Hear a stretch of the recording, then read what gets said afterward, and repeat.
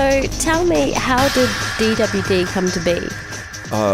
Well, it started when Duncan contacted me actually late last year. Duncan, do you want to? Yeah, I was wanting to organise a big organ show for one of my former bands, SFN, and I just got in touch with Jared. I'd seen he'd been putting on some of his shows here at Nature Art and Design, and I thought he'd be a good guy to have on board. And so we just started chatting, and then Frank came into the mix.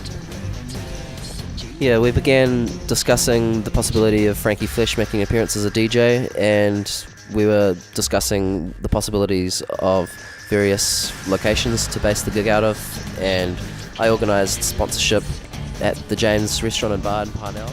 So Lucy, why did you name your project Little Phoenix? Tell us about that. Well, actually, it's my middle name translated from Mandarin, quite literally. So Right.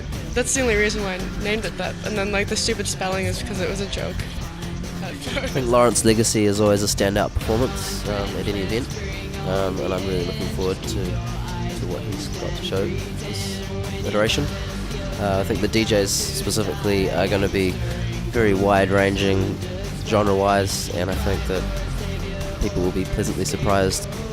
With this iteration, we're pushing the promotion obviously much more, and we're trying to kind of bring in a little bit of new blood to the genre and introduce people, give them a platform with which to sort of be exposed and be introduced to all the different types of subgenres and decide what they like, and decide, maybe hear a whole bunch of new stuff that they've never heard of. Even if they've been into industrial music before, they'll almost certainly hear something new on the night.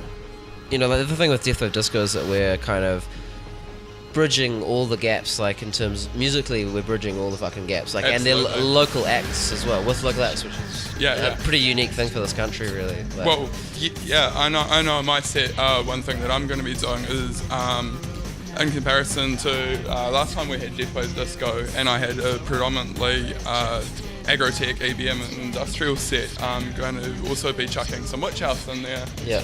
And there's also going to be, as well, I'm going to have the big bands like, White Ring, Salem, a bunch of other really cool, sort of more well-known stuff for witch house, but then also stuff by local performers that play witch house and stuff like that. And just surprise people and show them what's out there, and that's why we do it. So tell us a little bit about how you feel that Death Wave Disco has contributed to the industrial music scene, because it was quite stagnant for a long time, right through the last decade, I would say, and it's really sort of given a lot of artists a good platform for them to...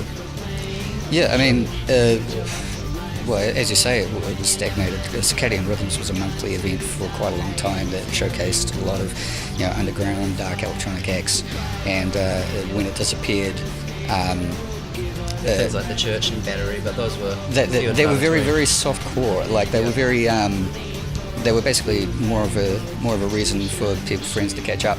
Whereas Death Wave Disco, these guys are taking it a lot more seriously. We're taking it a lot more seriously, and people are really passionate about the music side of it rather than it just being a social event for old goths. Yeah, not that there's anything wrong. There's such a wide range of artists performing.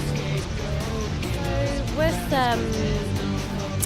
performing at DWD, is there going to be anything special or a nice, extreme sort of things that we're going to be able to experience? Aside from the whole gig, our whole show, which is a very special thing. It's special primarily because we don't play live that often, so it's always special. But I've got some surprises I'm very keen to, shall we say, unleash. Cool. Which, if I tell you about them in a public interview such as this, they will no longer be surprises. Okay. So, yes, there are some things I'm looking forward to doing. Yeah, awesome. Agrotech's kind of what would you say that categorizes, or what's unique I'd say sonically about Agrotech? Agrotech, there's a lot of influence from black metal. Yeah, in a way, especially within the way that vocals and guitar is used within it. Agrotech, it's to me, electro-industrial oriented aggro-tech stuff like Leather Strip. Yeah, it is as you say, like a lot like black metal or even like technical death metal without guitars, but synths kind of like heavy distorted bass lines and stuff like that. Yeah. Double. And a lot of it's quite dancey as well. Yeah. Having guitars and sort of Yeah. Oh, cool. Well, I think that's a wrap for tonight. So it was awesome to chat with you guys.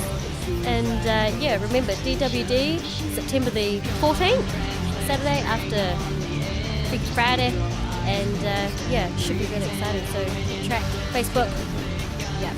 And yeah, look forward to it. Cool. That's all right. Thank you guys. Bye.